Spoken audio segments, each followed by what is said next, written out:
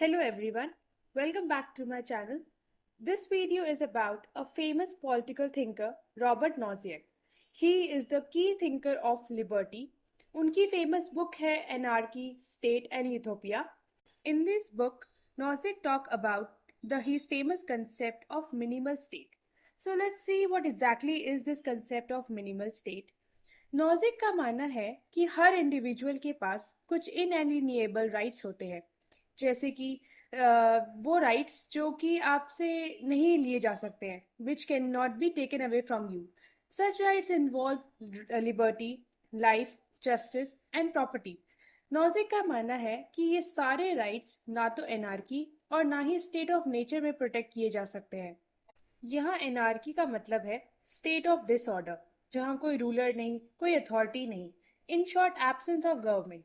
अब जहाँ कोई गवर्नमेंट ही नहीं होगी, वहाँ आपके राइट्स को कौन सिक्योर करेगा. वहीं अगर हम स्टेट ऑफ नेचर की बात करें, सो पॉलिटिकल थ्योरी में स्टेट ऑफ नेचर उस टाइम पीरियड को कहते हैं जब सिविलाइजेशन नहीं आया था और ना ही कोई पॉलिटिकल एसोसिएशन था.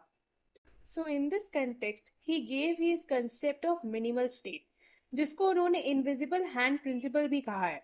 This minimal state is made to give only the basic amenities to the people, such as security, law and order.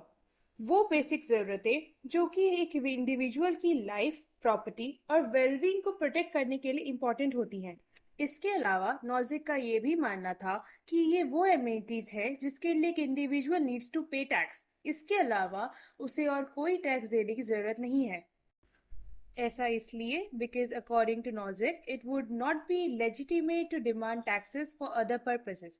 इसीलिए वो ये कहते हैं कि बेसिक एमिनिटीज के लिए ही सरकार को टैक्स लेना चाहिए.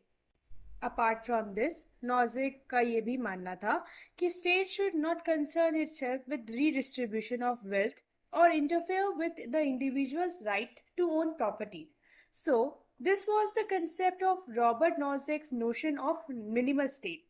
I hope you liked the video. If you did, please like, share and subscribe to my channel for more such videos. Thank you.